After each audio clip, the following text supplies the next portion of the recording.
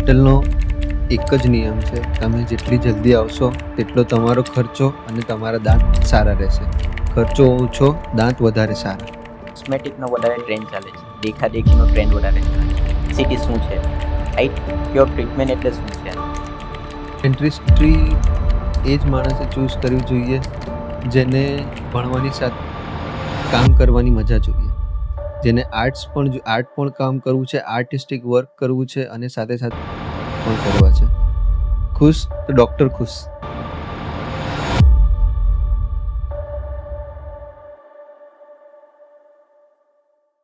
અસ્સલામ વાલેકુમ. સલામ. આપનું ઇન્ટ્રોડક્શન કરાવો પહેલા. નામ ડૉક્ટર નિહાલ મુંતઝર છે. હું BDS ડેન્ટિસ્ટ છું, ડેન્ટલ સર્જન છું ગાડી ચેરિટેબલ હોસ્પિટલમાં. હું સુરતથી આવું છું હોસ્પિટલમાં. પાછલા 1 વર્ષથી હું કામ કરી રહ્યો છું અહીંયા. સર, તમને ડેન્ટિસ્ટ બનવામાં તમને શું ઇન્સ્પિરેશન લાગ્યું કે મારે ડેન્ટિસ્ટ બનવું જોઈએ? ડેન્ટિસ્ટ પ્રોફેશન ફક્ત એક મેડિકલ પ્રોફેશન નથી, એક આર્ટિસ્ટિક પ્રોફેશન છે. એટલે મારું ફોકસ હતું કે હું લોકોને સ્માઇલ આપી શકું. ફક્ત ટ્રીટ કરવાનું હેતુ નથી, સ્માઇલ આપે માણસ તો એ વધારે સારું છે. ને ડેન્ટિસ્ટના અંદર તમને ખુશી ક્યારે વધારે થાય કે મેં ડેન્ટિસ્ટ બન્યો? તો ખુશી ક્યારે વધારે લાગે કે મેં ડેન્ટિસ્ટ બન્યો તો સારું થયું? પેશન્ટ ખુશ તો ડૉક્ટર ખુશ. હવે ડેન્ટલના અંદર આવનારી જે છે ટેકનોલોજી કઈ આવે છે? ડેન્ટલમાં એમ જોવા જઈએ તો પાછલા 10 વર્ષ 15 વર્ષ જે જૂનું પ્રેક્ટિસ ચાલતું હતું એના હિસાબે હમણાંનું ડેન્ટિસ્ટ્રીમાં ને એ ડેન્ટિસ્ટ્રીમાં બહુ ફરક આવી ગયો છે. પહેલાં આપણને ખબર હોય તો અમાલગમ, જેને આપણે ચાંદી ભરવાનું કહેતા હતા દાંતમાં, હવે એ વસ્તુને અમે મોસ્ટલી બંધ કરી દીધી છે. અમે GIC સિમેન્ટ્સ અને કોમ્પોઝિટ સિમેન્ટ એવી વસ્તુ યુઝ કરીએ છીએ જે દાંતને એસ્થેટિકલી પણ એટલું જ સારું રાખે અને દેખાવમાં પણ સારું રાખે અને વસ્તુ લોંગ લાસ્ટિંગ ચાલે. દરેક ફિલ્ડના અંદર અમાન્યતાઓ હોય, એવી જ રીતે ડેન્ટલના અંદર કઈ અમાન્યતા છે? ડેન્ટલમાં અમાન્યતામાં ઘણા બધા પેશન્ટો જે બહારથી સાંભળે છે એ સાંભળીને આપણી પાસે આવે છે, ઘણા નથી આવતા. જેવું કે દાંત કાઢવાથી તમારી આંખો કમજોર થઈ જાય છે, બહેરાશ આવી જાય છે, એ બધું ખોટું છે. ઇવન દાંતની સફાઈ કરવાથી, દાંત ધોળાવવાથી, દાંત સાફ કરવાથી તમારા દાંત હલવા માંડે છે. એ સૌથી મોટું મિથ છે. તમે જેટલું ક્લીન રાખશો એટલા તમારા દાંત મજબૂત રહેશે. હવે ઘણીવાર પેશન્ટ એવું કહેતા હોય કે દાઢ કાઢીએ તો મગજના અંદર ઇફેક્ટ આવે. એ ટોટલ રોંગ વસ્તુ છે. દાંત અને મગજનું રિલેશન બહુ દૂરનું છે.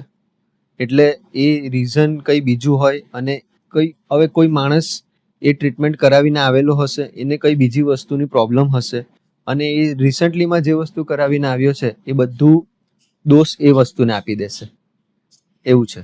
એટલે એ વસ્તુ મિથ છે ટોટલી.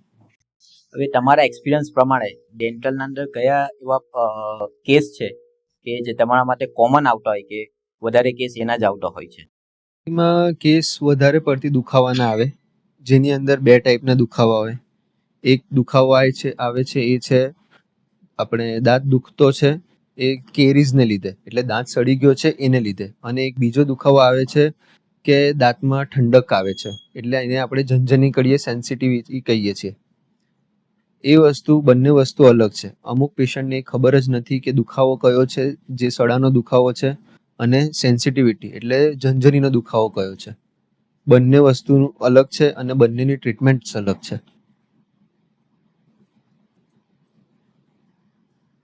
હવે જો મારે મારા દાંતની અને મોઢાની કેર લેવી હોય કે એની હેલ્થ સુધારવી હોય તો મારે મારી લાઈફના અંદર કે દિનચર્યાના અંદર કઈ આદતોને આચરવી જોઈએ કે મારી જે મોઢાની અને દાંતની સ્વાસ્થ્ય જળવાઈ રહે?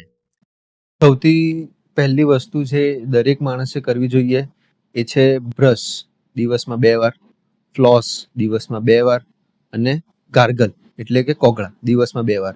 એકવાર તમે સવારે ઉઠો ત્યારે કરો, આ જ વસ્તુ રૂટીન તમારું કરો.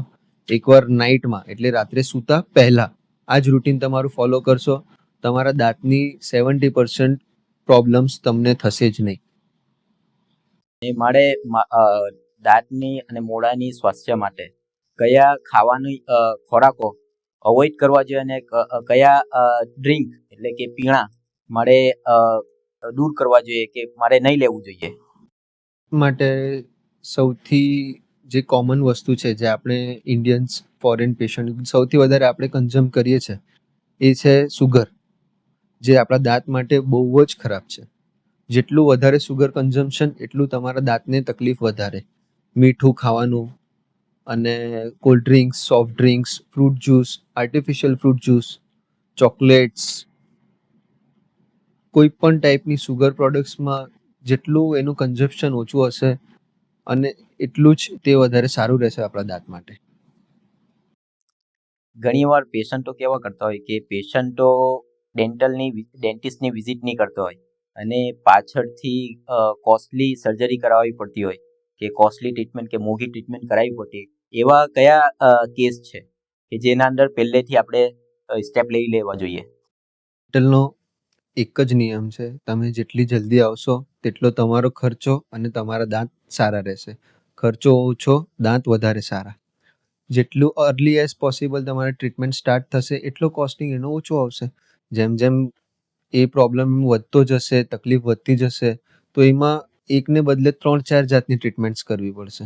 જેટલી ટ્રીટમેન્ટ્સ વધશે એટલા ટ્રીટમેન્ટ્સના ચાર્જીસ વધશે. એટલે એ વસ્તુ એ હિસાબે લાગે છે કે જેમ લેટ કરીએ છીએ તો પેશન્ટને પછી કોસ્ટ બહુ વધારે લાગે છે. એ પેશન્ટની ઉપર જ છે કે એ જલ્દી નથી આવતો. હવે ઘણીવાર કેવું હોય કે ઘણી બધી ટ્રીટમેન્ટ હોય, જેવી રીતે દાંત વ્હાઇટ કરવાની ઘણી ટ્રીટમેન્ટો હોય, તો ડેન્ટિસ્ટ પાસે નહીં જતા હોય અને એ પોતે જાતે ઘરે કરતો હોય, તો એના અંદર ઘરના અંદર જે ટ્રીટમેન્ટ થાય છે સફેદ કરવા માટે અને જે ક્લિનિકના અંદર થાય છે, તે એના અંદર ડિફરન્સ શું છે અને એનાથી શું બેનિફિટ થાય છે? વ્હાઇટનિંગ કરવા માટે સૌથી વધારે જે વપરાય છે એ એજન્ટ હોય છે બ્લીચિંગ. બરાબર. હવે બ્લીચિંગ એજન્ટને એક સુપરવિઝનમાં યુઝ થાય અને એક નોર્મલ માણસ એના ઘરે યુઝ કરે છે, એમાં બહુ જ ફરક આવી જાય. અમે એ વસ્તુ માટે ટ્રેન્ડ થયેલા હોઈએ છીએ કે કેટલી લિમિટમાં, કેટલા પોર્શનમાં, કેટલા પર્સન્ટેજમાં એ વસ્તુ વાપરવાની હોય છે. અને હાલમાં ઘણા બધી કંપનીઓની આ બધી કિટ્સ આવે છે હોમ ડીઆઈવાય કરીને, કે જેમાં તમે જાતે ઘરે પણ બેસીને એ કરી શકો છો. પણ એનું પ્રોબ્લેમ એ છે કે એ સૌથી પહેલાં તો આઈડી પ્રમાણિત હોતી છે કે નથી હોતી એ ચેક કરવું બહુ જરૂરી છે. આઈડી અપ્રૂવડ ઘણી બધી આ વસ્તુ કીટો મળતી નથી. આ કીટો ઘણી બધી એવી છે કે જે આઈડીએ અપ્રૂવડ નથી, જેના લીધે પેશન્ટને આગળ જઈને પ્રોબ્લેમ આવી શકે છે, જેવા કે સેન્સિટિવિટી આવી શકે છે, ગમ્સને રિલેટેડ ઇસ્યુ આવી શકે છે. એમનું વધારે પડતું વ્હાઇટનિંગ બ્લીચિંગ એજન્ટ્સ યુઝ કરશે તો ઇન ફ્યુચરમાં એમના દાંતને હાઇપર સેન્સિટિવિટીથી પણ ગુજરવું પડે. એટલે એમને કંઈક પણ મીઠું ખાશે, કંઈક પણ ઠંડુ થશે, એમને એ વસ્તુની તકલીફ પડશે. એવા કયા પેશન્ટ છે જે ઘણીવાર કેવું હોય કે પેશન્ટ ડેન્ટિસ્ટને બતાવવા માટે ગભરાતો હોય, તો એવા કોઈ કેસીસ તમે બતાવો કે જેના અંદર તમે જે સોલ્વ કર્યા છે અને એના અંદર કેવી રીતે સ્મૂથલી ટ્રીટમેન્ટ થાય છે? હવે પેશન્ટ એવું છે કે આપણે હોઈએ તો આપણે પણ આપણા ઘરવાળા જે કહેશે, આપણી આજુબાજુવાળા જે કહેશે એ સમજીને એ વિચારીને જ પહેલાં તો એક નિર્ણય લઈએ કે આ માણસ પાસે જવું છે કે નથી જવું. પેશન્ટ એમાં અડધું ગભરાઈ જાય છે. હવે 4 લોકોએ કીધું હશે તો એ ગભરાઈ જશે. એ ડેન્ટિસ્ટ પાસે આવવા પહેલાં ગભરાશે. કેમ કે એ કોઈ બીજાથી સાંભળીને આવેલો છે. હવે આવા ઘણા કેસ બને છે જે ગભરાય છે, અટવાયા છે, ઘણીવાર આવ્યા છે મારી પાસે પણ. એવા ઘણા કેસો આવ્યા છે જે પ્રોબ્લેમ કંઈ બીજો હતો, કંઈ બીજી ટ્રીટમેન્ટ્સ થઈ છે, પછી આવ્યા છે, એનું રિઝોલ્યુશન પાછું આખું અલગ આવ્યું છે, એ ખુશ થઈને ગયા છે. એ સોલ્વ કરવું, રિઝોલ્વ કરવું એ બહુ ઇમ્પોર્ટન્ટ વસ્તુ છે. હમણાં કોસ્મેટિકનો વધારે ટ્રેન્ડ ચાલે છે, દેખાદેખીનો ટ્રેન્ડ વધારે ચાલે છે, તો એના અંદર ડેન્ટિસ્ટના અંદર કઈ કોસ્મેટિક જે છે સર્જરીઝ છે એ હમણાં વધારે ટ્રેન્ડના અંદર ચાલે છે? હાલમાં ડેન્ટિસ્ટ્રીમાં સૌથી વધારે કોસ્મેટિક હેતુને માટે વપરાય છે એ વસ્તુ છે, એ ટ્રીટમેન્ટ છે અલાઇનર્સ. જેમ કે અલગ અલગ કંપનીના આવે છે, ઇન્વિઝલાઇન છે, ઇલ્યુઝન છે, ઘણી બધી કંપનીઓના આવે છે અલાઇનર્સ.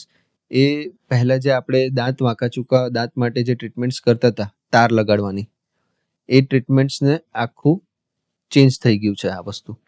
આમાં ફૂલ ટ્રાન્સપરન્ટ વસ્તુ આવે એટલે દેખાય નહીં અને ટાઈમ પીરિયડ પણ ઓછો હોય. બીજી એક કોસ્મેટિકલી વસ્તુ સારી હમણાં ચાલી રહી છે સૌથી વધારે એ છે વિનિયર્સ. એટલે કે દાંત કોઈના ઘણા પીળા છે, વ્હાઇટનિંગથી એમને નથી કંઈ ફરક પડી રહ્યો અને એમને ચેન્જ કરાવવો છે કલર. તો એ ફક્ત આગળના ભાગના બધા દાંતના આપણે ક્રાઉન, ફૂલ ક્રાઉન નહીં પણ આગળના વિનિયર્સ આપીએ છીએ એમને, જેનાથી તેમનું એસ્થેટિક ફાઇન આવી જાય છે, એમની સ્માઇલ બહુ સરસ થઈ જાય છે. અને થર્ડ, હમણાં ઘણા નવરાત્રી કે આવા ઓકેઝનલ વસ્તુઓમાં ફેસ્ટિવલ વખતે દાંત પર ડાયમંડ એટલે કે હીરા લગાડવાની પણ સર્જરીઝ કરાવડાવે છે પેશન્ટ્સ. એ ટ્રીટમેન્ટ્સ પણ ઘણી કરાવે છે. એ પણ એ વસ્તુ ફક્ત એ ફેસ્ટિવલ પૂરતું જ રાખે છે, પછી પાછું એ કાઢી નાખે છે. હવે ઘણા કેસો જે બહારથી આપણે ત્યાં આવતા હોય કે એનઆરઆઈ પેશન્ટો આવતા હોય, તો ઘણીવાર કેવું હોય કે પોસિબલ નહીં હોય કે આવા પેલા માટે કન્સલ્ટિંગ કરાવવું, તો ફોન પર કે વિડીયો કોલ પર આપણે ઘણીવાર કે ફોટોથી ચેકઅપ કરતા હોય, એ પેશન્ટ માટે હેલ્પફુલ છે કે એના અંદર તમારે કઈ ચેલેન્જીસ ફેસ કરવી પડે? ફોન કન્સલ્ટેશન પેશન્ટ માટે ઘણું હેલ્પફુલ થાય છે. ઘણા પેશન્ટને ખબર જ નથી હોતું કે એમને પ્રોબ્લેમ શું થાય છે. આપણે ફોન કન્સલ્ટેશન લઈએ, આપણે વિડીયો કોલ હવે તો સૌથી બેસ્ટ વસ્તુ છે. આપણે ફોન કરીએ, વિડીયો કોલ પર આપણને બધું દેખાય છે. પેશન્ટ ફક્ત એનો ઓરલ સ્કેન પણ બતાવશે, ફોટોસ પણ બતાવશે, તો પણ આપણને ખ્યાલ આવી શકે છે. એટલે એક આઈડિયા આવી શકે છે કે આપણે શું એમાં પ્લાન કરવાનું છે. એટલે એ આપણે પ્રી પ્લાનિંગ આપણું આખું ટ્રીટમેન્ટનું કરી શકીએ, જેથી એમની પાસે અગર આવવાથી, ફોરેનથી આવવા માટે આપણી પાસે ઓછો પણ ટાઈમ હોય, તો પણ એ ઓછા ટાઈમમાં આપણે પહેલાંથી પ્રિપેર્ડ હોઈએ તો આખી ટ્રીટમેન્ટ એક ટાઈમ ટુ ટાઈમ આપણે કમ્પ્લીટ કરી શકીએ અને આપણને કંઈ પ્રોબ્લેમ નહીં આવે, ના પેશન્ટને પ્રોબ્લેમ આવે. પેશન્ટને ડેન્ટલ હેલ્થ માટે કે જેવી રીતે કે આરસીટી છે કે એના માટે થોડું અવેરનેસ માટે, એના જાગૃતતા માટે થોડું એના પર થોડું એ કરીએ કે આરસીટી શું છે. આરસીટી એટલે કે એને સિમ્પલ ભાષામાં કહીએ તો રૂટ કેનાલ ટ્રીટમેન્ટ. એટલે કે તમારી જૂની જે નસો હોય છે, દાંતની અંદર પણ નસો આવે છે, જે તમારું કામ કરે છે દાંતનું સેન્સેશન પહોંચાડવાનું, જેવું કે દુખાવો છે, ઝનઝની છે, આ બધા પ્રેશર પોઈન્ટ્સને લઈ જાય છે. એ ડાયરેક્ટ મેસેજ મોકલાવે છે, એટલે પેઇન સેન્સર બધા એને પહોંચી જાય છે. હવે આપણે એ જે ખરાબ થઈ ગયું હોય, સડી ગયું હોય છે, દાંતમાં સડો નસ સુધી પહોંચી ગયો હોય છે, તો આપણે એ નસો બધી સાફ કરીને, ક્લીન કરીને, બધી કાઢી નાખીને એની જગ્યાએ આર્ટિફિશિયલ નસ નાખી દઈએ છીએ. જેને લીધે શું થાય છે કે એ બાજુનું, એ દાંતનું પેઇન સેન્સેશન બધું ટોટલી બંધ થઈ જાય છે. એટલે પેશન્ટને એ બાજુ દુખાવો કે એ બધી વસ્તુનો પ્રોબ્લેમ આવતો નથી ઇન ફ્યુચર. ઘણીવાર કેવું થતું હોય કે દાંતનો સડો નસ સુધી પહોંચ્યો નહીં હોય અને થોડુંક જ સડો લાગેલો હોય, તો એવા કેસના અંદર કઈ રીતે ટ્રીટમેન્ટ કરો છો? ઘણા કેસ આવે છે હવે, કે જેવું કે પેશન્ટ થોડું ઘણું અવેર છે, કે પેશન્ટ ધ્યાન રાખે છે પોતાની હેલ્થનું, પોતાના દાંતોનું. એ પેશન્ટને અગર બ્લેક એક ડોટ પણ કે થોડો ઘણો સડો પણ દેખાશે, તો એ તરત ડેન્ટિસ્ટ પાસે આવે છે. તો એ ટાઈમ પર એના પૈસા પણ બચશે અને એ ટાઈમ પર આપણે એની ઉપર રૂટ કેનાલ કરવાની જરૂર નહીં પડશે. આપણે ફક્ત કન્વેન્શનલ ટ્રીટમેન્ટ કરીશું અને કન્ઝર્વેટિવ ટ્રીટમેન્ટ કરીને એની ઉપર આપણે સિમેન્ટથી પેક કરી દઈશું એને, દાંત જેવું દાંત પાછું બનાવી આપીએ. એટલે એ પ્રોબ્લેમ એને ઇન ફ્યુચરનું એનું કોસ્ટિંગ ઘટી જાય અને ટ્રીટમેન્ટનું તકલીફ પણ ઓછી થાય. ડેન્ટિસ્ટના અંદર લાઇટ ક્યોર ટ્રીટમેન્ટ આવે છે, એ લાઇટ ક્યોર ટ્રીટમેન્ટ એટલે શું છે? એ વસ્તુ આપણે સિમેન્ટમાં યુઝ થાય છે. એનો વપરાશ થાય છે કોમ્પોઝિટ સિમેન્ટમાં. કોમ્પોઝિટ સિમેન્ટ એની સ્ટ્રેન્થ બહુ ઘણી વધારે આવે છે નોર્મલ સિમેન્ટ કરતાં, અને એને સેટિંગ ટાઈમ પણ આપણને ઓછો આપવો પડે. એટલે એના માટે આપણે એની ઉપર બ્લુ લાઇટ યુઝ કરીએ છીએ, એ યુવી લાઇટ હોય છે. એનાથી એનું હીલિંગ પણ ફાસ્ટ થાય છે અને એ સ્ટ્રેન્થ, એની મજબૂતાઈ બહુ સારી બની રહી છે. ડેન્ટિસ્ટ જે ટ્રીટમેન્ટ છે એના અંદર તમારા ક્લિનિકના અંદર કે તમારા આજ સુધીના અનુભવના અંદર મેમોરેબલ કે યાદગાર કેસ કયો છે કે જે તમને ચેલેન્જિંગ હતો ને એ પોસિબલ નતો ને તમે શક્ય કર્યો હોય એવો? એક કેસ ચાલી રહ્યો છે મારી પાસે. હવે એ પેશન્ટ છે 23-24 યર્સનો યંગ પેશન્ટ છે. એની એજ એવી થઈ ગઈ છે કે એના હમણાં સુધી બધા પરમેનન્ટ દાંત એટલે કે કાયમી દાંત આવી જવા જોઈએ, પણ હજી સુધી એના એક પણ દૂધિયા દાંત પડ્યા નથી. હવે એવી કન્ડિશનમાં અમારે એ કેસમાં એના પહેલા તો બધા દૂધિયા દાંત પાડવા પડે છે, અને એના પછી એની ઉપર અમે બ્રેસીસ કરીને ઓર્થો ટ્રીટમેન્ટ આપીને એ દાંતને બધા બહાર ખેંચીશું, એટલે એના પરમેનન્ટ દાંત બહાર આવે, જેનાથી એ પેશન્ટનું ફેશિયલ સ્ટ્રક્ચર પણ ચેન્જ થશે અને એની એ ઉંમરને હિસાબે એનું એવું બોડી લાગશે, ફેસ બોડી એ બધું ઇક્વલ પ્રપોર્શનમાં આવશે. આજથી 5-10 વર્ષ પછી ડેન્ટલના અંદર કયા ટેકનોલોજીસ કઈ ઇમ્પ્રૂવ થશે કે કઈ ટ્રીટમેન્ટો આગળ વધશે? હમણાં હાલમાં જે હિસાબે જોઈએ છીએ તો હવે પબ્લિક બ્રેસીસ એને થોડુંક અવોઇડ કરી રહ્યા છે. કેમ કે એના ડ્રોબેક્સ વધારે છે, અલાઇનર્સ વધારે યુઝ કરી રહ્યા છે. પેશન્ટ્સ કમ્પ્લીટ ડેન્ચર એટલે કે ચોકઠું જે આપણે પહેરીએ પહેરવાનું, જે ઘણા પેશન્ટનો અમે બનાવતા હોઈએ છીએ, પણ હવે પેશન્ટો એ અવોઇડ કરે છે. એનું રીઝન છે કે ઘણીક વાર ઢીલું પડે છે અને એનું પ્રોબ્લેમ આવે જ છે. એના કરતાં પેશન્ટ્સ હવે જાય છે ઇમ્પ્લાન્ટ્સ તરફ, જે ફિક્સ ડેન્ચર આવે છે, જેની ઉપર ફિક્સ દાંત આપણે આપી શકાય છે, જે માનવ નિર્મિત ત્રીજી બત્રીસી છે આપણી, એટલે એ ઘણી ફાયદેકારક છે હમણાં. આપણે જે તમે ડેન્ટિસ્ટ બન્યા છો, તો ડેન્ટિસ્ટ બનવા માટે કઈ રીતે ચૂઝ કરવું જોઈએ કરિયર, કે મારે આ તરફ જવું જોઈએ, અને એના સ્કિલ કે આગળ ફ્યુચર શું છે? જો આજ દિને મારે ડેન્ટિસ્ટ બનવું હોય તો આ પછી મારે 5-10 વર્ષમાં કઈ રીતે હું મારા કરિયરના અંદર કે આગળ વધીશ, તો કઈ રીતે મારે ચૂઝ કરવું જોઈએ આ લાઈન? ડેન્ટિસ્ટ્રી એ જ માણસે ચૂઝ કરવી જોઈએ જેને ભણવાની સાથે સાથે કામ કરવાની મજા જોઈએ, જેને આર્ટ પણ કામ કરવું છે, આર્ટિસ્ટિક વર્ક કરવું છે, અને સાથે સાથે પેશન્ટ ટ્રીટ પણ કરવા છે. પેશન્ટ આવશે દરવાજામાં રડતું પણ પેશન્ટ જવું ખુશ થઈને જ જોઈએ આપણને, તો જ આ લાઈન સૌથી બેસ્ટ છે. આ લાઈનનું એ જ વસ્તુ છે કે માણસ આવે રડતો પણ જાય છે એક સ્માઇલ આપીને. ઘણા કેસના અંદર જોયું છે કે અકલદાર બોલે છે, આપણે જે આપણી ભાષામાં કે છે અકલદાર, વિઝડમ ટૂથ, તો એના અંદર કઈ રીતે ટ્રીટમેન્ટ થાય ને કયા ચેલેન્જીસ ફેસ કરવા પડે ને એના અંદર કઈ રીતે પ્રોસિજરો થાય છે? દાઢ એ એવું દાંત છે જે 18 વર્ષની ઉંમરની આસપાસ કાં તો એના પછી બધા જ પેશન્ટ્સમાં, બધા જ લોકોમાં આવશે જ બહાર. ઘણા પેશન્ટ્સમાં જલ્દી આવી જાય છે, કોઈક પેશન્ટ્સમાં લેટ આવશે, પણ આવશે ખરી. હવે એમાં કોમ્પ્લિકેશન એવા હોય છે કે એ બોનની અંદર ઘણીવાર વધારે હોય છે, એટલે કે ડિસ્ટ્રોએન્ગ્યુલર, મતલબ કે તમારા જડબાની પાછળની સાઈડ ઢળેલી હશે, કોઈક વાર આગળની સાઈડ ઢળેલી હશે. એનું એંગ્યુલેશન બાકી બધા દાંત કરતાં એનો એંગલ અલગ રહે છે, એટલે ઘણીવાર એને કાઢતી વખતે અમારે બહુ જ કાળજી રાખવી પડે છે, બહુ જ કોમ્પ્લિકેશન નહીં થાય, કેસમાં કંઈ પણ તકલીફ નહીં થાય, એ બધી વસ્તુનું અમારે ધ્યાન રાખવું પડે છે. એ જ વસ્તુ ઉપરની અક્કલ દાઢોમાં પણ કરવાની હોય છે. ઘણીક વાર આડી હોય છે પાછળની તરફ, ઘણીક વાર આગળની હોય છે, એટલે આમાં પેશન્ટને જેટલી જલ્દી એ કઢાવી નાખે 18 વર્ષ પછી, અગર પ્રોબ્લેમ હોય તો અક્કલ દાઢ કઢાવી નાખવાની, એને ટ્રીટમેન્ટ કરાવીને એની ઉપર પૈસા વેસ્ટ કરવા નહીં. મેં જોયું છે કેટલા ડેન્ટિસ્ટ ડોક્ટરો છે, એ કહેતા હોય છે કે તમે પ્રોપર ટ્રીકથી બ્રશ નથી કરતા, પ્રોપર રીતે બ્રશ નથી કરતા, તો બ્રશ કઈ રીતે કરવું જોઈએ અને મારે કયું બ્રશ ચૂઝ કરવું જોઈએ કે લેવું જોઈએ કે બ્રશ કે આ મારા માટે કારગર છે? બ્રશિંગ ટેકનિક બે જાતની આવે છે, એક સર્ક્યુલર મોશન આવશે અને એક સ્વીપિંગ ટેકનિક આવશે. હવે એ દરેક માણસની અલગ અલગ પદ્ધતિથી યુઝ કરે છે, એ એના બાળપણથી ટ્રેન જેવું થયું હશે તે હિસાબે ધીરે ધીરે કરતું જશે.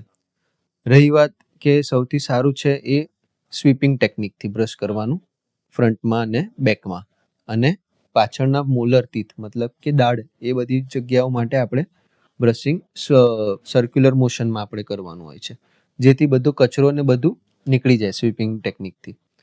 રહી વાત હવે બ્રશની, બ્રશ આપણે 10 રૂપિયા 20 રૂપિયા બચાવવા માટે આપણે માર્કેટમાંથી નોર્મલ બ્રશ લઈએ છીએ, એટલે એના કરતાં જે પ્રોપર બ્રશની કંપનીઓ છે, જેવી કે કોલગેટ છે, ઓરલ બી છે, સેન્સોડાઇન છે, આ બધી કંપનીઓ જે ડેન્ટલ પ્રોડક્ટ્સ બનાવે છે, એમના બ્રશ પર આપણે પેશન્ટે ફરવું જોઈએ. કેમ કે એનું રીઝન છે એ સ્પેસિફિક વસ્તુ માટે બનાવે છે.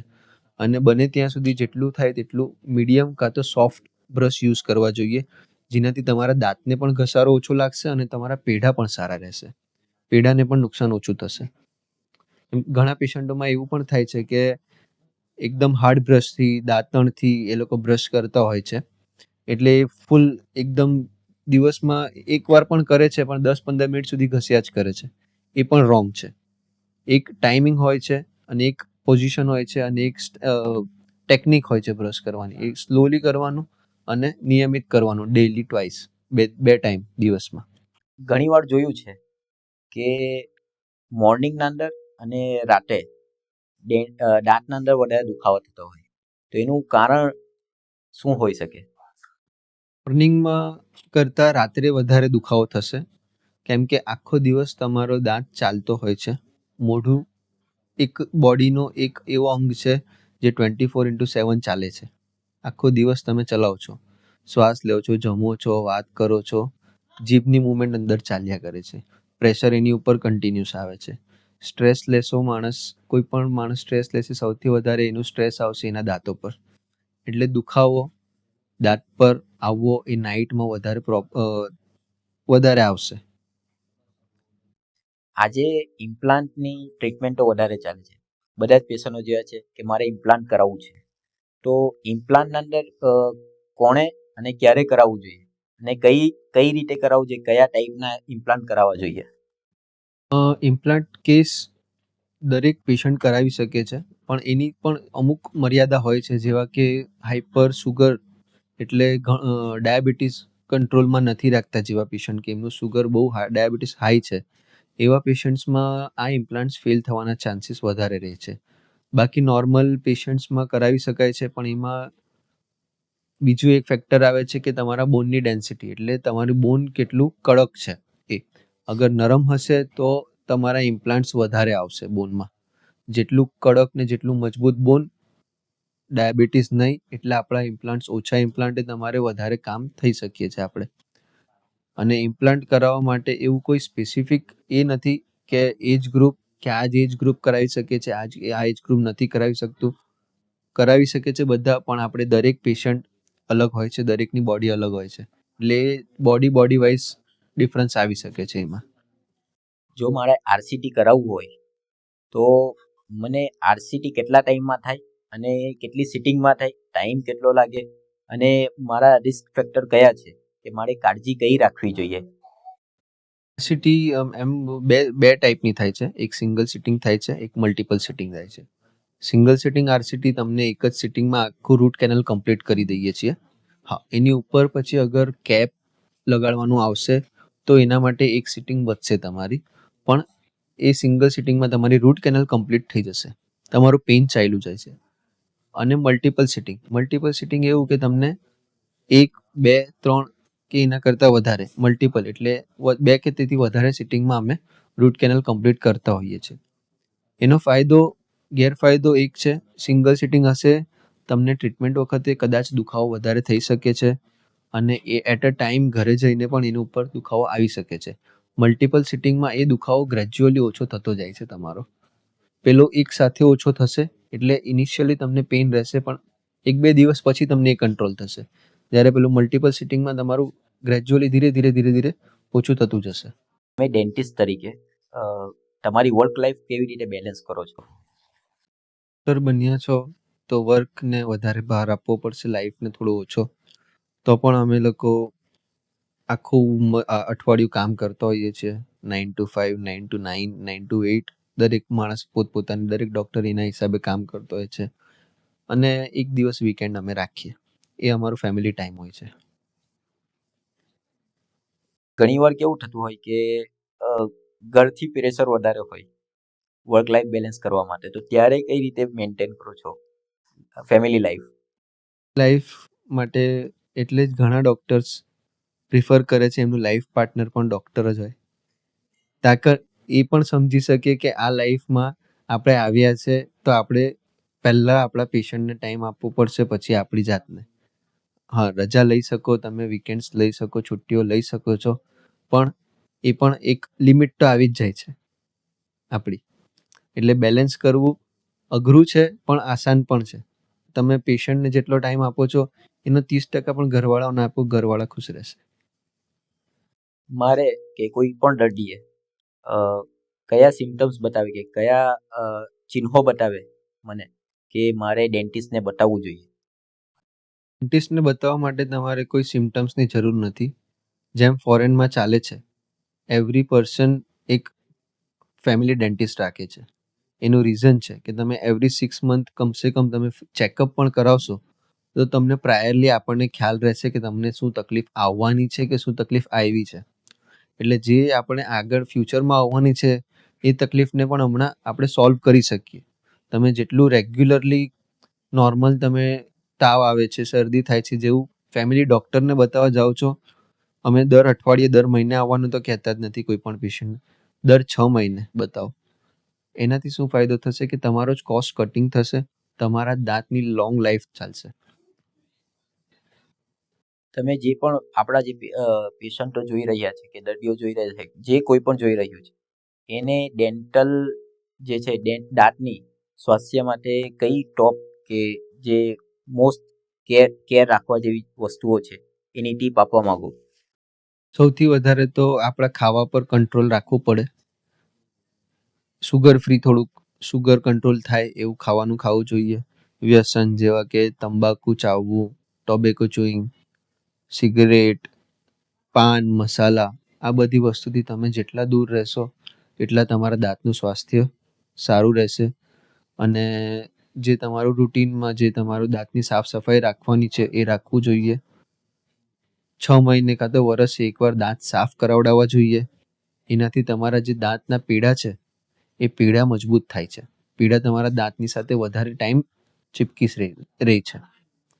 અગર તમે લોંગ ટાઈમ 2 વર્ષ 3 વર્ષ સુધી તમે દાંત સાફ નહીં કરાવ્યા તો તમારા દાંત અને પીડાની વચ્ચે છારી જમા થવા માંડે, જેને આપણે કેલ્ક્યુલસ કહીએ. એ છારી તમારા પેઢાને નીચે ઉતારતી જાય. એટલે ઘણીવાર એવા પેશન્ટ બી આવે છે કે એ છારી એટલી બધી વધી ગઈ હોય છે કે અમે ક્લીન કરીએ એટલે દાંત હલવા માંડે છે. એટલે એ જ વસ્તુ પછી માણસ એ પેશન્ટ બીજા 4 જણને જઈને બતાવશે કે આ ડૉક્ટર પાસે અમે ગયેલા, એણે દાંત સાફ કર્યા, મારા દાંત હલવા માંડ્યા. હવે રીઝન ડૉક્ટર નથી, રીઝન એ પેશન્ટ પોતે છે કે એ 4 વર્ષ સુધી છારી જમા થવાની રાહ જોયા કરી. એવરી 6 મંથ કાં તો એવરી યર દાંત સાફ કરાવડાવી દેશે તો એને એ વસ્તુની કંઈ પ્રોબ્લેમ આવવાનું જ નથી અને એને દાંત પણ મજબૂત રહેશે અને લોંગ લાઈફ ચાલશે. તમારા અનુભવ પ્રમાણે કે આવનારા દિવસોમાં કયા કેસો ડેન્ટિસ્ટના વિભાગના અંદર વધશે? ડેન્ટલ વિભાગમાં રૂટ કેનાલ તો એવર ગોલ્ડ છે. એ તો કોઈ દિવસ કમ થવાની નથી.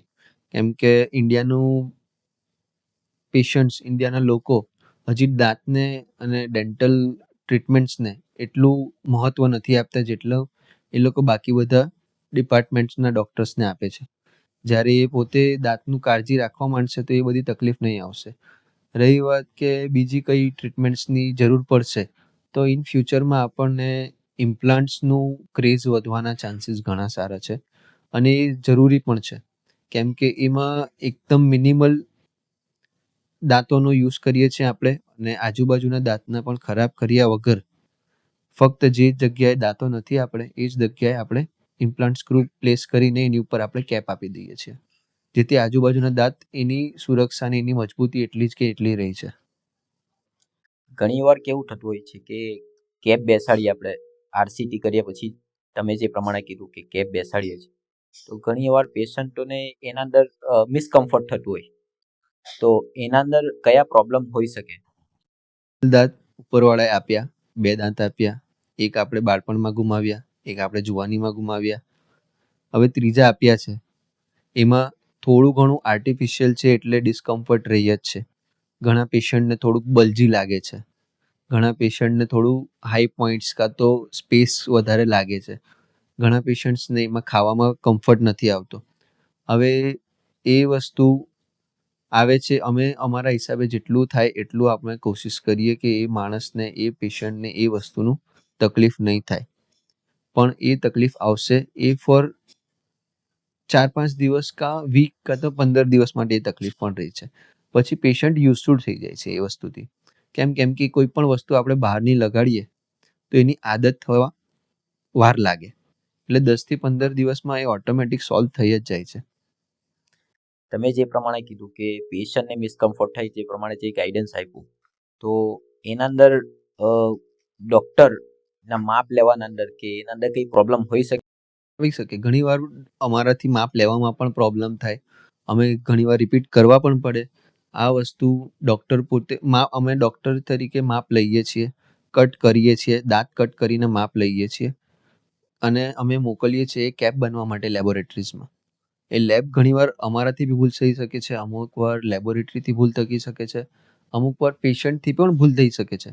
અમે એમને સજેસ્ટ કરીએ કે આ વસ્તુ ખાવાની, આ વસ્તુ નહીં ખાવાની, પછી પણ પેશન્ટ એને નેગ્લેક્ટ કરે અને એ વસ્તુનું કન્ઝમ્પશન કરે, એટલે ખાય, પીએ, જે વસ્તુ અમે ના કહી હોય, મનાઈ કરી હોય, તો પણ તકલીફ આવી શકે છે એ વસ્તુની.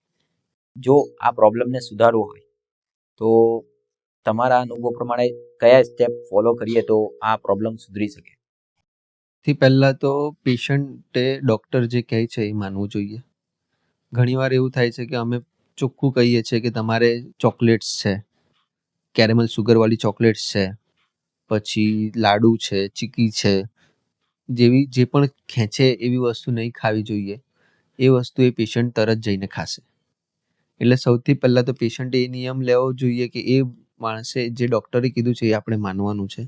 હા, કંઈ પણ તકલીફ એના પછી પણ લાગે છે તો તમારે ડૉક્ટરને એકવાર બતાવી દેવાનું કે આ તકલીફ પડે છે. ડૉક્ટર તમને હેલ્પ કરવા માટે રેડી જ બેઠા હોય છે. એ ના તો પાડવાના નથી કે ના આમાં અમે તકલીફની કંઈ પણ આને કરશું નહીં કે એવું કોઈ ડૉક્ટર કહેશે નહીં તમને. એટલે એ ડૉક્ટરને તમે મળો, કાં તો જે તકલીફ છે તમને એ ડૉક્ટરને મળશો તો તમારી રિઝોલ્વ થઈ જ જશે.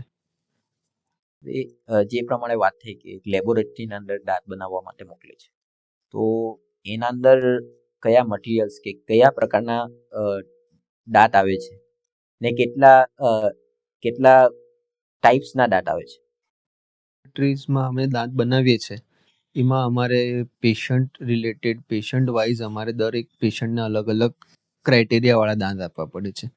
કોઈ પેશન્ટ અફોર્ડ નથી કરી શકતું કે જેમની પાસે પૈસા ઓછા છે, એમને નથી વધારે ખર્ચવા, એમના માટે અમે મેટલ દાંત આપીએ છીએ. એમને થોડુંક પ્રીમિયમ, થોડુંક સારું લેવું છે એના કરતાં, અને દાંતના કલરનું જોઈએ છે, એના માટે અમે PFM આપીએ, જેને અમે સિરામિક દાંત કહીએ. એના પછી તમારે DMLS આવે, જે મશીન કટ, મશીન ડિઝાઇનવાળું આવે. અને મેટલ ફ્રી જોઈએ તમને તો ઝિર્કોનિયા છે, ઈમેક્સ છે, ઘણા બધી ટાઈપના ક્રાઉન્સ આવે છે. જેમ જેમ તમે પ્રીમિયમ વધતા જશો તેમ તેમ એની કોસ્ટિંગ વધતી જશે, અને જેમ જેમ કોસ્ટિંગ વધતી જશે તેમ તેમ એનો દેખાવમાં અને લુકમાં ફરક આવશે અને એની મજબૂતાઈમાં ફરક આવશે. તો જો મારે દાંત ચૂઝ કરવા હોય કે મારે કોઈ દાંત નખાવો છે, તો મારે કઈ રીતે, કયા ક્રાઇટેરિયા ધ્યાનમાં રાખીને ચૂઝ કરવું જોઈએ કે આ મારે સિલેક્ટેડ લાઈક કે ઝર્કોનિયા કે કેટકેમ નાખવું છે? દરેક પેશન્ટના કેસ હિસાબે અલગ અલગ અમારે વાપરવા પડે છે, યુઝ કરવા પડે છે. કોઈ પેશન્ટમાં એવું હશે કે સ્પેસ ઓછું હશે તો અમારે કમ્પલસરી અમે ઝિર્કોનિયા પેશન્ટ કહેશે તો પણ અમે વાપરી નથી શકવાના. કેમ કે એને ચીપ ઓફ થવાની કાં તો નીકળવાની ચાન્સીસ વધારે છે, એનું બ્રેક થવાનું કે નીકળવાનું ચાન્સીસ વધારે આવશે. ઘણા પેશન્ટમાં અમારે સિરામિક જ નાખવા પડશે. ઘણા પેશન્ટમાં અમને અગર એન્ટિરિયર ટીથ છે, એટલે કે આગળના દાંત છે, હવે પેશન્ટને આગળના દાંત એકદમ પરફેક્ટ જોઈએ છે, દેખાવમાં એકદમ પરફેક્ટ જોઈએ, દાંત એકદમ મેચિંગ ટુ મેચિંગ, આર્ટિફિશિયલ ના લાગે એવું જોઈએ, તો અમારે એમાં કમ્પલસરી ઝિર્કોનિયા આપવા પડશે દાંત, જેનાથી એ દેખાવમાં ઘણા સારા લાગશે. હવે જે પ્રમાણે વાંકા ચૂકા દાંતની વાત આવે છે જ્યારે, તો વાંકા ચૂકા દાંતની અંદર કઈ ટ્રીટમેન્ટ આવે છે? કારણ કે એના અંદર જોયું છે કે 1 વર્ષ કે 2 વર્ષ કે 6 મહિના એ બધી ટ્રીટમેન્ટ લાંબી ચાલતી હોય છે, તો એના અંદર કઈ ડેન્ટલના અંદર કઈ ટ્રીટમેન્ટો ઇમ્પ્રૂવ થઈ છે? ચૂકા દાંત માટે આજની તારીખમાં સૌથી વધારે ચાલે છે એ ટ્રીટમેન્ટ છે બ્રેસીસની. એમાં અલગ અલગ ટાઈપના બ્રેસીસ આવે છે, મેટલ, સિરામિક, લિંગ્વલ, પછી અલાઇનર્સ આવે છે, અને સેલ્ફ લાઇગેટિંગ મેટલ અને સેલ્ફ લાઇગેટિંગ સિરામિક પણ આવે છે. બધાની કોસ્ટ અલગ અલગ હોય છે, બધાનું કામ સેમ છે, ફક્ત તમારું ટાઈમ ડ્યુરેશન ડિફરન્ટ થતું જાય છે અને એસ્થેટિકલી ચેન્જીસ આવે છે. જેવું કે મેટલ હશે તો એના બ્રેકેટ્સ પણ દેખાશે, એનો તાર પણ દેખાશે. સિરામિક હશે તો એના બ્રેકેટ્સ વ્હાઇટ કલરના હશે, દાંતના કલરના હશે, એનો તાર પણ વ્હાઇટ કલરના હશે, એટલે એ દેખાશે નહીં. પછી લિંગ્વલ આવશે એટલે એ દાંતની અંદરની તરફ અમે લગાડીએ, એના લીધે ઉપરની તરફ નહીં લાગશે પણ અંદર લાગશે.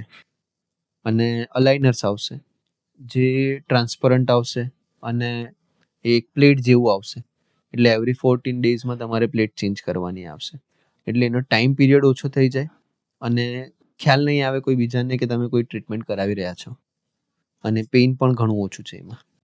સિરામિક આ જે બ્રેસીસ છે એની ટ્રીટમેન્ટ નોર્મલી 1.5 થી 2 વર્ષ સુધીની ચાલતી હોય છે, વધારે પણ લાગે અમુક કેસમાં જેમાં ડિફિકલ્ટ હોય, ઘણા બધી વસ્તુઓ યુઝ કરવાની હોય, કોઈ દાંત ઉપર હાડકામાંથી કાઢવાનું હોય કે એવું કંઈ હોય તો ઘણીવાર લંબાઈ પણ જાય છે એ કેસીસ. ઘણીવાર પેશન્ટ જીભ બહાર રાખવાની પેશન્ટને આદત હોય, એમાં પણ પેશન્ટના 6 મહિના વર્ષ વધી જાય છે. જ્યારે કે અલાઇનર કેસીસ હોય છે એમાં તમારો ટાઈમ ઓછો થઈ જાય છે અને લગભગ 1 વર્ષ 1.25 વર્ષમાં તમારું કમ્પ્લીટ થઈ જાય છે એ વસ્તુ. હવે જે પ્રમાણે જોયું છે કે એક્સરે, ઘણીવાર એક્સરે કરીએ તો પણ ડોક્ટરો ઓપીજી કરાવતા હોય છે સિંગલ ટૂથના અંદર પર, તો એનું શું કારણ હોઈ શકે? આપણે જે એક્સરે યુઝ થાય છે ડેન્ટલ ક્લિનિકમાં એ એક લિમિટેડ દાંત માટેના હોય છે. 1 2 કાં તો વધારેમાં વધારે તમારો 3 દાંત કેપ્ચર કરશે અને એક એંગલ પર જ કેપ્ચર કરશે. એ દાંતની ઉપર શું છે, નીચે શું છે, હાડકામાં આપણને જોવું હશે તો એ વસ્તુ એ નાના એક્સરેઝમાં જે ડેન્ટલ ક્લિનિકમાં હોય છે, ઓપીડીઝમાં હોય છે, એ એક્સરેમાં આવવું નામુમકિન છે. એટલે એ કેસ માટે અમે ઓપીજી કરાવતા હોઈએ છીએ કે જેમાં અમને આખા મોઢાનું ફૂલ એક્સરે મળે, જેથી કઈ પ્રોબ્લેમ છે એક જ વારમાં અમને ખ્યાલ આવી જાય અને પેશન્ટને પણ રેડિયોનો એક્સપોઝર ઓછો મળે. હવે જે પ્રમાણે સોશિયલ મીડિયા પર આજે જોઈએ છે કે ઘણી એડવર્ટાઇઝ આવતી હોય છે કે દાંતના અંદર કોઈ લિક્વિડ લગાવે છે અને એ ઇન્સ્ટન્ટ વ્હાઇટનિંગ થઈ જાય છે, તો તમારા મતે એ કઈ પોસિબલ છે કે પછી એ કઈ હાર્મફુલ છે કે નુકસાન કરી શકે? તો ડેન્ટલ એસોસિએશન કાં આપણી મેડિકલ એસોસિએશન માન્ય નહીં હોય એ તમને નુકસાન કરશે અને કરશે જ. એ નુકસાન એ તમને બોક્સ પર નથી લખવાના, એટલે એ વસ્તુનું નુકસાન એ થશે કે તમને આગળ જઈને તમારા દાંતમાં હાઇપર સેન્સિટિવિટી, એટલે તમે પાણી પીશો તો પણ તમને ઝનઝની ચડી જશે, એ વસ્તુ આવવાની શક્યતા વધી જશે. કેમ કે જેવું મેં પહેલાં કીધું એમ કે એમાં બ્લીચિંગ એજન્ટ્સ યુઝ સૌથી વધારે થાય છે. અમે જે યુઝ કરીએ છીએ એમાં એક પર્સન્ટેજ હોય છે કે આટલી જ માત્રામાં યુઝ કરવાનું હોય છે, અને એ પણ અમે મલ્ટિપલ સિટિંગમાં યુઝ કરતા હોઈએ છીએ. સિંગલ એમાં તમને જે યુઝ કરીને એકદમ વ્હાઇટનિંગ આપી દે એમાં એની કોન્સન્ટ્રેશન બહુ વધારે હશે. પછી જો મારે વાંકા ચૂકા દાંતની ટ્રીટમેન્ટ કરાવવી હોય અને એના અંદર જો ચૂઝ કરવાનું આવે કે અલાઇનર ચૂઝ કરવું છે કે પછી જે બીજી ટ્રીટમેન્ટો છે એ ચૂઝ કરવું હોય તો હું કઈ રીતે ચૂઝ કરી શકું? અગર તમારી પાસે ટાઈમ ઓછો છે, તમારી પાસે દર અઠવાડિયે દર મહિને ડૉક્ટર પાસે આવવાનું પોસિબલ નથી કે તમે ફોરેનમાં રહો છો, તમે લાઈક 1 મહિના માટે 15 દિવસ માટે ઇન્ડિયા આવ્યા છો અને તમારે તો પણ વાંકા ચૂકા દાંતને સીધા કરવા છે, તો એવો ટાઈમ અને એવા કેસીસમાં આપણે અલાઇનર યુઝ કરી શકીએ છીએ. આપણે એમાં આખું એનું 1 યર કે 1.25 વર્ષ જેટલું પણ એની ટ્રીટમેન્ટ થતી હોય છે એ આખું એને આપણે સેટઅપ કરીને રેડી કરીને એમને આપી દઈએ છીએ પેશન્ટ્સને, તાકી એ પેશન્ટ્સ ત્યાં જાય, એની હોમ કન્ટ્રીમાં જાય, ત્યાં જઈને પણ એ યુઝ કરી શકે છે. એને યુઝ કરવું પણ ઘણું ઇઝી છે, જસ્ટ અપ્લાય કરવાનું છે, પહેરી લેવાનું છે. એવરી 14 ડેઝમાં તમારે શેડ્સ ચેન્જ કરવાના આવશે અને એવરી મંથમાં એકવાર વિડીયો કન્સલ્ટેશન જાય થી ડૉક્ટર સાથે વાત કરી લઈએ તો આપણને એ કેસનો આઈડિયા પણ રહેશે, ડૉક્ટરને પણ આઈડિયા રહેશે, પેશન્ટને પણ કમ્ફર્ટેબલ રહેશે અને એ વસ્તુ પેશન્ટ એની કન્ટ્રીમાં રહીને કરાવી શકશે. એને એવરી મંથ આવવાનું કે એવરી મંથ કશે ટાઈમ વેસ્ટ કરવાની જરૂર નહીં પડશે. હા, પણ એ વસ્તુનું કોસ્ટિંગ તમારું વધી જશે બ્રેસીસ કરતાં. બ્રેસીસ તમને એનાથી 70% કોસ્ટમાં મળી જશે, 30% કોસ્ટમાં મળી જશે. સોરી, બ્રેસીસ તમને 30% કોસ્ટમાં મળી જશે, જ્યારે અલાઇનરના કોસ્ટ તમને 1 લાખ 2 લાખ અપ જ આવશે. હવે ઘણા મોટી એજના જે પણ છે દર્દીઓ, એના અંદર આપણે જે ફૂલ માઉથ જે ચોકટું કરીએ છીએ, તો એ કઈ રીતે ડિસાઈડ કરે છે કે ચોકટું બેટર છે કે પછી ઇમ્પ્લાન્ટ કરાવવું બેટર છે? અને ઇમ્પ્લાન્ટમાં ડેન્ટલ સજેશન અને ડૉક્ટરના સજેશનથી, અમારા સજેશનથી ઇમ્પ્લાન્ટ કરાવવું બેટર છે. કેમ કે એ આપણને ફિક્સ દાંત આપે છે. તમારે કોઈ પણ જાતનું કાઢવા પહેરવાનું કે કોઈ પણ જાતની એક્સ્ટ્રા મશક્કત કે કંઈ પણ કરવાની નથી. એમાં તમે એકવાર લગાડી લીધું, તમે ફ્રી છો. બસ તમારે કેર કરવાની છે, એને ક્લીનલીનેસ રાખવાની છે, બ્રશ વગેરે બરાબર કરવાનું છે. હા, હવે તમારે એવું છે કે તમે અફોર્ડ નથી કરી શકતા કે ઇમ્પ્લાન્ટ્સ તરફ જવાનું, કેમ કે એ ટ્રીટમેન્ટ કોસ્ટલી હોય છે, તો આપણે એ કેસમાં આપણે ચોકઠામાં એટલે કે ડેન્ચર આપી શકીએ છીએ પેશન્ટ્સને. હા, પણ એનું ડ્રોબેક રહેશે કે એનું નુકસાન એ છે કે એ ઘણીવાર ઘણા પેશન્ટમાં લૂઝ રહે છે, ઘણીવાર નીકળી જાય છે, ઘણીવાર પાવડરથી ચિપકાડીને રાખવું પડશે, ઘણીવાર બોન ઘણો પાતળો હોય છે પેશન્ટનો, કેમ કે આટલા ટાઈમ દાંત ઘસાયેલા હોય છે એટલે બોન એની સાથે ઘસાઈ જાય છે. એટલે એવા કેસીસમાં એ ડેન્ચર એટલે કે ચોકઠું નીકળી આવવાના વધારે ચાન્સીસ હોય છે. એટલે બેટર છે અને પ્રિફરેબલ તો અમે ઇમ્પ્લાન્ટ્સ જ કરીએ છીએ. આજે જોયું છે કે નાની એજના લોકો પણ વ્યસન કે સ્મોકિંગ, તમાકુ, પાન માવા ખાતા હોય, તો એના માટે જો એમને આગળ જતા જે પ્રોબ્લેમ થઈ શકતા હોય ડેન્ટલના રિલેટેડ, એના માટે જાગૃત કરવા હોય તો તમે શું કહી શકો એમને? નાની એજમાં ફોરેન કલ્ચર આવવું, હમણાં ઘણું ફોરેન કલ્ચર યુઝ કરી રહ્યા છે નાની એજના લોકો, છોકરાઓ, બચ્ચાઓ. એટલે સ્મોકિંગ, ડ્રિંકિંગ, આ બધી હેબિટ્સ નાના બચ્ચાઓને ઇન્ડિયામાં ઘણી વધી ગઈ છે હમણાં. એજ લિમિટ કરતાં નાના પણ પીએ છે, એના કરતાં વધારે ઉપરના તો પીએ જ છે, પણ એના નાના પણ પીએ છે. એટલે એ વસ્તુ ગવર્મેન્ટે થોડું ધ્યાન આપવું પડે કે એ વસ્તુ એ છોડે. હા, રહી વાત બીજી કે ઇન્ડિયાનું એક સૌથી ખરાબ વ્યસન છે કે તંબાકુ ચાવવું, પાન તંબાકુ ચાવવું. એ તંબાકુ હવે જેવું કે કન્સ્ટ્રક્શન લાઇનમાં છે, કોઈ કામ કરે છે, નાના છોકરાઓ કામ કરે છે, જુવાનિયાઓ કામ કરે છે, ટેમ્પો ડ્રાઇવિંગ કરે છે, ટ્રાન્સપોર્ટનું કામ કરે છે, માર્કેટનું કામ કરે છે, સબ્જી માર્કેટ કે ગમે તે કામ કરે છે. ઘણા એવા જુવાનિયાઓ છે, યંગ પેશન્ટ્સ છે, જે 24/7 ટોબેકો તંબાકુ ખાય જ છે. હવે એ પેશન્ટને સમજાવવા ઘણું જરૂરી છે. એ જેટલા જલ્દી છોડશે એટલા જલ્દી એમને તકલીફ ઓછી થઈ જશે. એ વસ્તુની આગળ જઈને એમને તકલીફ નહીં આવશે.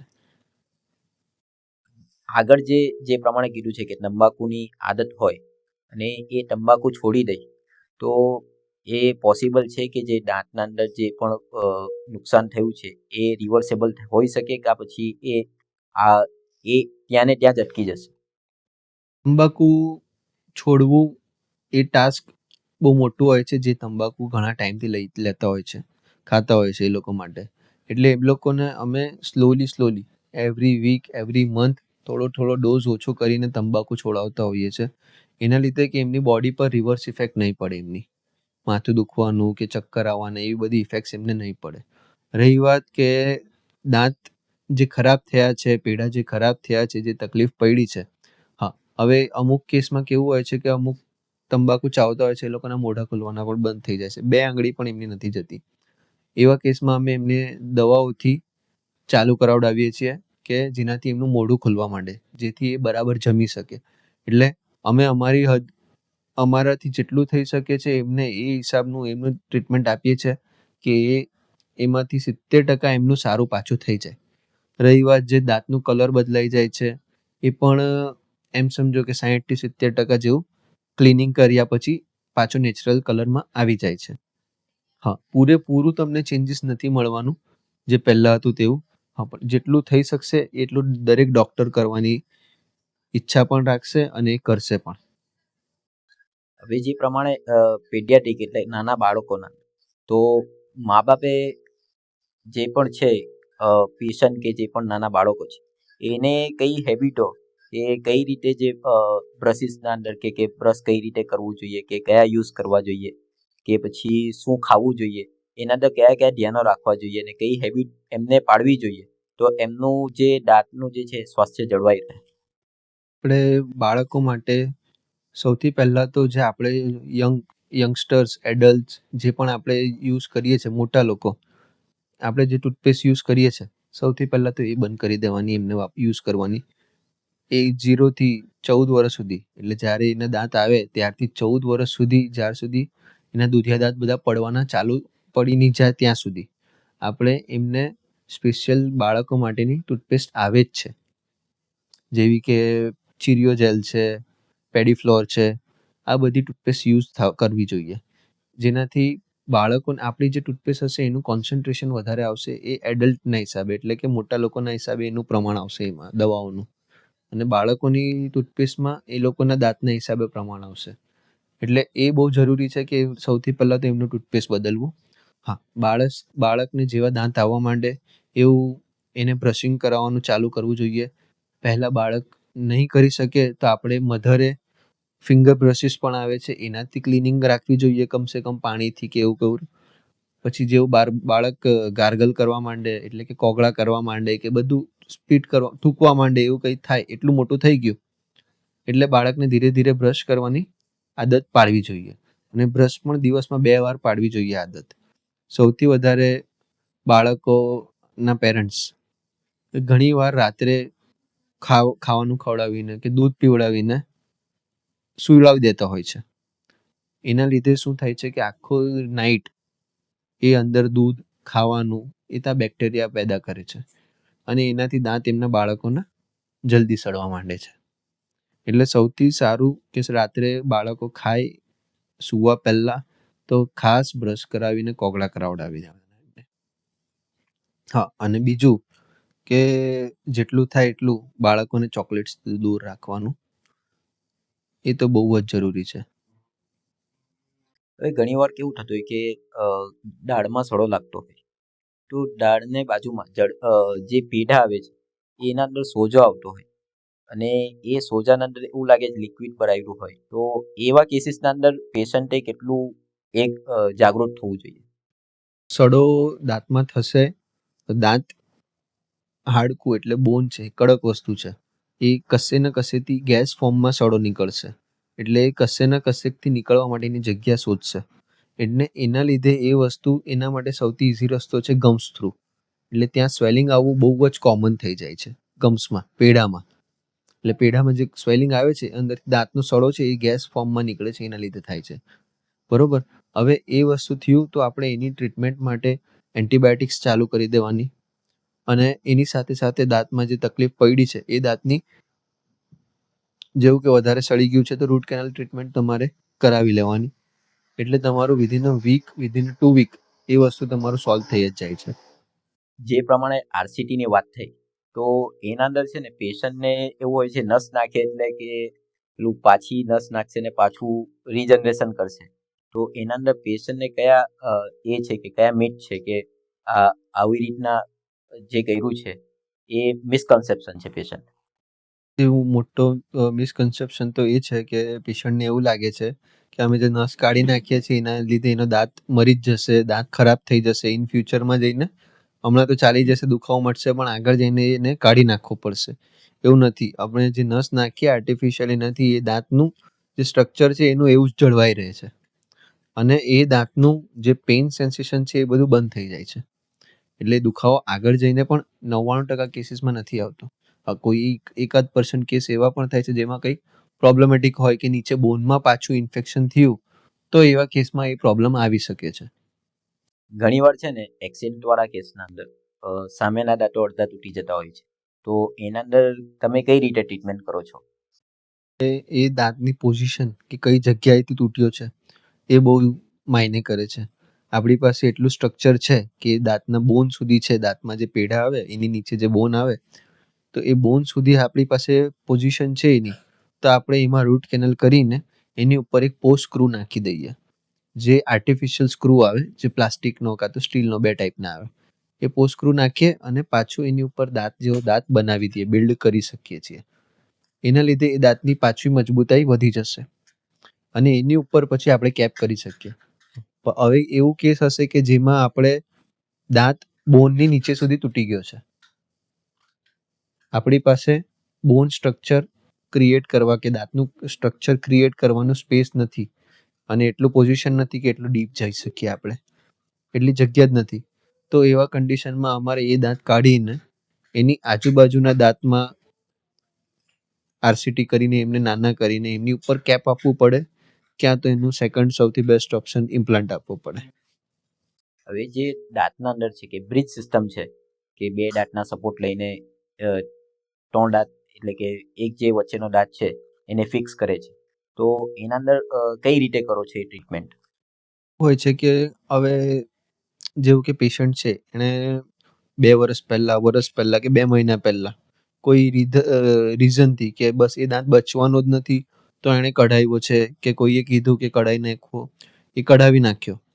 હવે એને એ જગ્યાએ પાછો દાંત જોઈએ છે, તો આપણે એની આજુબાજુના 2 દાંત ને બ્રિજની જેમ સપોર્ટ લઈએ, પુલના પાયા હોય ને એવી રીતે સપોર્ટ લઈએ, એની અંદર રૂટ કેનલ કરીએ બંને દાંતમાં અને પછી એની ઉપર પાછું કટિંગ કરીને એ 2 દાંતનો સપોર્ટ લઈને આપણે 3 દાંતનું બ્રિજ બનાવીએ, જે પાયાની ઉપર પુલ બને ને તેવી રીતે. એટલે એ આજુબાજુના દાંત પણ કવર થઈ જાય અને વચ્ચે જે દાંત નથી એમાં પણ દાંત તમારો લાગી જાય. હવે જો મારે બ્રિજ કરાવ્યું હોય તો આજુબાજુના જે સપોર્ટ લીધા છે તો એ દાંતની મજબૂતીમાં કોઈ ફરક પડે ખરો? અગર બ્રિજ કરાવીએ તો દાંતને અમારે થોડો ઘણો કટ કરવો પડે છે, ટ્રીમ કરવો પડે છે, એટલે નાનો કરવો પડે ત્યારે જ એ તમારા બાકીના દાંતની સાઈઝનો બને. ઉપરથી પણ ચારે બાજુથી, 4 નહીં 5 બાજુથી આપણે કટ કરવો પડશે તાકે એ ઉપર નીચે આગળ પાછળ બધી સાઈડથી પરફેક્ટલી ફિટ થાય અને તમારા જેટલા દાંતનો લેવલ છે એ લેવલ પર આવે. એના લીધે શું થશે, એનું એ દાંતનું તમારું થોડુંક તો મજબૂતાઈ ઓછી થશે જ. એ જ રીઝનથી હવે મોસ્ટલી પેશન્ટ્સ ઇમ્પ્લાન્ટ્સ તરફ ફરી રહ્યા છીએ, જેના લીધે આપણે જે દાંત નથી એ જ દાંતની જગ્યામાં આપણે ઇમ્પ્લાન્ટ મૂકીએ છીએ અને એ જ દાંતની જગ્યાની અંદર આપણે એક કેપ આપી દઈએ છીએ, જેના લીધે આજુબાજુના 2 દાંતનું જે મજબૂતી ઓછી થવાની હતી એ કરવાની આપણને જરૂર નહીં પડી. હવે ઘણીવાર કેવું થતું હોય છે કે આપણે કોઈને મળતા હોઈએ તો મોઢામાંથી વાસ આવતી હોય છે, તો એના માટે શું પ્રિકોશન કે શું કાળજી રાખીએ તો એ સોલ્વ થઈ શકે? માંથી વાસ આવવાનું મેઇન રીઝન હોય છે કે દાંતની અંદર સફાઈ બરાબર નથી થતી, દાંતની આ પેઢાની અને એની વચ્ચે છારીઓ જમા થાય છે, દાંતમાં તમે બ્રશ બરાબર નથી કરી રહ્યા, કોઈ વ્યસન છે તમને, ત્યારે જ તમને એ વસ્તુનું વધારે તમને એ મળશે કે વાસ આવી રહ્યું છે. હવે તમે નીટલી ક્લીન કરશો દાંતને, તમારા બ્રશ રેગ્યુલર કરશો, કોગળા ગાર્ગલ જેવા કે માઉથ વોશ યુઝ થાય છે ક્લોરેક્સિડિન વાળા કે બીજા કોઈ પણ માઉથ વોશ યુઝ કરશો તમે, તો એનાથી તમારે એ વસ્તુ ક્લીનલીનેસ રહેશે જેટલી એટલું ફાયદો છે. પ્લસ અગર છારી જામતી હોય, તમારી બ્રશિંગ ટેકનિકમાં કંઈ પ્રોબ્લેમ હોય તો તમારે ડૉક્ટરને મળવાનું, ડૉક્ટર તમને સમજાવશે કે તમને કઈ રીતે બ્રશ કરવાનું જોઈએ. હવે એ બ્રશ કરશે પછી પણ છારીઓ જામે છે તો આપણે એ છારીઓને ક્લીન કરીએ અને પછી પાછું પેશન્ટને નોર્મલ એની રૂટીન પર આવે તો એ બધું માઉથ વોશ ને એ બધું યુઝ કરશે તો એને બધું જે સ્મેલ આવે છે એ ઓછું થઈ જશે. હવે જે ઉલિયું ટેકનિક છે, જે આ તો વાત થઈ કે દાંતની વાત થઈ, હવે જીભ છે એની ક્લિનિંગ માટે ઉલિયું જે સિસ્ટમ છે તે ઉલિયું સિસ્ટમ છે કે મેટલનું જે ઉલિયું આવે છે એ આપણે યુઝ કરવું જોઈએ કે જીભની સફાઈ માટે કઈ રીતે આપણે આગળ વધી શકીએ? આપણે દાંતની સફાઈ રાખીએ છીએ તેમ જીભની પણ સફાઈ રાખવી જ જોઈએ અને રાખવી જરૂરી છે, કેમ કે જેટલા દાંત વપરાય છે એટલી જ આપણી જીભ વપરાય છે. આપણે જેવું ખાઈએ છીએ કોળીઓ આપણે પહેલાં જીભ પર મૂકીએ છીએ, જે પણ બધું જમા થશે ખાવાનું ને બધું તે જીભ પર પણ થશે જ જેટલું દાંત પર થશે. એટલે ઉલિયાથી કે જેટલા પણ ઘણા આવે તો બ્રશની પાછળ પણ આવે છે, એ બધી જ વસ્તુ યુઝ કરી શકાય છે આપણે અને એનાથી આપણી ટંગ ક્લીન કરવાની જ હોય છે. ટંગ ક્લીનર પણ આવે છે સ્પેસિફિકલી, હવે તો સેપરેટ ટંગ ક્લીનર આવે છે, એ પણ યુઝ કરી શકાય આપણે. ઘણી વાર મેં જોયું છે કે ડેન્ટલના અંદર જે પણ કેસીસ આવતા હોય કે યુકેના કે એનઆરઆઈ કે જે પણ પેશન્ટો આવે છે એ ત્યાંના અંદર ને આટલાના અંદર બહુ ચાર્જિસના અંદર બહુ ફરક આવે છે. એના પાછળ શું કારણ હોઈ શકે? તમારા માટે શું કારણ હોઈ શકે? અ, આપણા કન્ટ્રીમાં અને ફોરેન કન્ટ્રીઝમાં સૌથી પહેલાં તો કરન્સીનો ડિફરન્સ આવી જાય છે. આપણી કરન્સી અને એ કરન્સીમાં ઘણો ડિફરન્સ છે. પછી બીજો ડિફરન્સ આવે છે કે ફોરેન કન્ટ્રીઝમાં જે ટેકનિક યુઝ કરે છે એટલે એ લોકોના ચાર્જીસ વધારે યુઝ કરે છે, એમને ટેક્સીસ વધારે આપવાના હોય છે. અપ ટુ 40% જેવા તો એ ટેક્સીસ જ ભરી દે છે પર પર્સન. એટલે એ હિસાબે એમની કોસ્ટિંગ પણ વધારે આવે છે. પ્લસ ત્યાં ડેન્ટિસ્ટ્રી માટે કેવું છે કે ડેન્ટલ પ્રેક્ટિશનર પણ ઓછા છે ઇન કમ્પેર ટુ ઇન્ડિયા. ઇન્ડિયામાં તમે જોશો એવરી સ્ટ્રીટમાં તમને 3 to 4 ડેન્ટિસ્ટ મળશે. એટલે તમને બલ્કમાં ડેન્ટિસ્ટ મળશે અને ત્યાં તમને એક સિટીમાં ગણીને 4-5 કાં તો 6 મેક્સિમમ 10 ડેન્ટિસ્ટ મળશે. એટલે તમને ફ્રીક્વન્સી ડેન્ટિસ્ટની ઓછી થઈ જશે એટલે એ લોકોના ચાર્જીસ પણ વધારે રહેશે, કોસ્ટ પણ વધારે રહેશે. હવે તમે જે પ્રેક્ટિસ કરો છો તો પેશન્ટને કઈ રીતે તમે કાળજી રાખો છો કે પેશન્ટે વધુથી વધુ તમારી જે ટ્રીટમેન્ટ છે એમની પસંદગી થાય? અમારે ટ્રીટમેન્ટ જે પણ કરવાની હોય છે અમે સૌથી પહેલાં તો આપણે એ ધ્યાન રાખવાનું કે કઈ ટ્રીટમેન્ટ પેશન્ટ માટે જરૂરિયાતની જ છે. એ પેશન્ટ માટે પહેલાં પેશન્ટને કન્વિન્સ કરવું પડશે એ ટ્રીટમેન્ટ માટે. એ ટ્રીટમેન્ટ માટે પેશન્ટ રાજી થયું પછી એ પોતે જ એને બીજી કઈ કઈ તકલીફ છે એ ધીરે ધીરે આપણને કહેતો જશે. આપણે એક સાથે પેશન્ટને બધી જ તકલીફો એની બતાવી દઈશું સામેથી તો એ પેશન્ટ કન્વિન્સ નહીં થશે એટલું. જ્યાં સુધી એને હમણાં જે તકલીફ પડે છે એ પહેલાં રિઝોલ્વ કરવાની, પછી બીજી તકલીફ તરફ આપણને વળવું પડશે. પેશન્ટને આવે એટલે સૌથી પહેલાં તો આપણે પેશન્ટ જે છે બોલે એ આપણે સૌથી પહેલાં કરવું પડશે. તો જ આપણે પેશન્ટને મરજી મુજબનું અને એ બધી જ ટ્રીટમેન્ટ કરાવવા રેડી થાય એવું કન્વિન્સ થશે. હવે ઘણીવાર આપણે અમુક કેસોના અંદર પેશન્ટ જે કહેતું હોય છે એ પ્રમાણે ટ્રીટમેન્ટના અંદર ના પાડવું પડતું હોય છે. તો એવા કયા કેસીસો છે એના અંદર તમે ના પાડો છો? ઘણા કેસીસ આવે છે જેવા કે ઘણા પેશન્ટો એવા હોય છે કે જે મિસકન્સેપ્શન લઈને આવતા હોય છે કે રૂટ કેનાલ કરશો તો આગળ જઈને એ દાંતમાં તકલીફ પડશે જ અને એ લોકો જીદ જ કરે છે કે કાઢવું જ છે. એવા કેસીસમાં અમારે એ પેશન્ટને સમજાવવું પડે છે. જ્યાં સુધી અમારી લિમિટ હશે અમે જેટલું સમજાવી શકીશું તેટલું અમે સમજાવીશું કે ના, જે બચાવવાના ફાયદા છે એના કરતાં કાઢવાના ફાયદા ઓછા જ છે. હમણાં તમને ખર્ચો વધારે લાગશે, કાઢવામાં હમણાં તમને ખર્ચો ઓછો લાગશે. પણ જ્યારે 4 દિવસે તમને આ જ જગ્યાએ તમારે બીજો દાંત જોઈએ છે ત્યારે એનો ખર્ચો તમને હમણાં બચાવવા કરતાં તો ડબલ થઈ જશે, ટ્રિપલ થઈ જશે. એટલે પેશન્ટને એ હિસાબે કન્વિન્સ કરવા બહુ જરૂરી પડે છે. હવે બીજું એક પ્રોબ્લેમ આવે છે કે પેશન્ટો શું કહેવાય બ્લીચિંગ જે આપણે વ્હાઇટનિંગ કરાવડાવીએ છીએ. હવે એક પેશન્ટને એની પણ આદત લાગી જાય છે. એકવાર કરાવે છે તો એ પછી જેવું પાછું એનું પણ એક ટાઈમ હોય છે, એક હેબિટ્સ હોય છે. હવે બ્રશિંગ બરાબર નહીં થશે, કોઈ સ્મોકિંગ કે ડ્રિંકિંગ કે ટોબેકો ખાવાની આદત હશે તો વર્ષ 1.5 વર્ષમાં એ પાછા એના નેચરલ કલરમાં આવી જશે. એટલે પછી પાછું પેશન્ટ વારે ઘડીએ કરાવવા આવશે. એટલે એનાથી પણ એના દાંતને નુકસાન થશે ઇન ફ્યુચર. એટલે ઘણીવાર પેશન્ટને અમે સામેથી પણ કહેવું પડશે કે ઓનલી ઓકેઝન વાઇઝ તમારે આ વસ્તુ કરાવવાની રહેશે વ્હાઇટનિંગ. ઘણા પેશન્ટો કોસ્મેટિક સર્જરીના અંદર જડબાનું અલાઇનમેન્ટ કરાવતા હોય આગળ પાછળ હોય તો એના અંદર ડેન્ટિસ્ટના રીતે કઈ પ્રોબ્લેમ થઈ શકે દાંતના અંદર? જડબાની સર્જરી ઘણીવાર એવું પણ થાય છે કે અમારે એઝ અ ડેન્ટિસ્ટ અમારે પણ જડબાની સર્જરી અમુક વાર એવું થાય છે કે અમારે ડેન્ટિસ્ટે પણ કરવી પડે છે. જેવું કે દાંત નીચે કોઈ રહી ગયા હોય, કાયમી દાંત નીચે રહી જાય છે હાડકાની અંદર, એને કાઢવા પડે છે. એટલે મેજર કોઈ સર્જરીથી બોન તમારું ઓછું થશે કે વધારે થશે એનાથી દાંતને કંઈ નુકસાન નથી થવાનું. હા, દાંતનું અલાઇનમેન્ટ કદાચ આગળ પાછળ થઈ શકશે, એ પણ કેટલો ફોર્સ ગયું છે, કેટલું બોન યુઝ થયું છે એ હિસાબે. બાકી આમ કોઈ મેજર એનાથી કોઈ તકલીફ પડતી નથી. હવે ઘણા કેસીસના અંદર કેવું હોય છે કે આગળના દાંતના અંદર જો તૂટી જાય તો ઘણા પેશન્ટો લખાવતા નથી, તો એ આગળ જઈને શું પ્રોબ્લેમ કરી શકે? પેશન્ટ પૈસા બચાવવા માટે દાંતની ટ્રીટમેન્ટ કરાવતા નથી. આગળ જઈને એમને એવું થઈ શકે, જેમ જેમ અગર એમનો એક દાંત પણ તૂટેલો છે તો એનું જગ્યા ખાલી રહેશે, એટલે એનું પ્રેશર એના પછીના કે એની આજુબાજુના દાંતવાળાને વધારે લાગશે. દાંત બધા ઉપર નીચેના બંધ થાય તો એક જગ્યાએ એક પોઝિશનમાં બંધ થાય છે.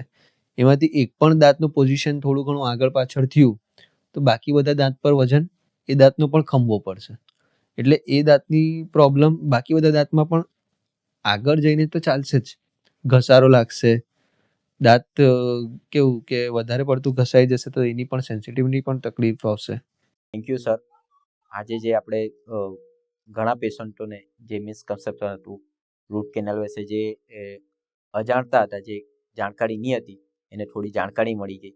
અને આ બધું અવેરનેસ લાવવા માટે, જાગૃતતા લાવવા માટે તમારો ખૂબ ખૂબ આભાર. અને હોસ્પિટલના અંદર જે ગાર્ડી હોસ્પિટલના સેવા આપવા બદલ પણ ખૂબ ખૂબ આભાર. અસ્સલામ વાલેકુમ.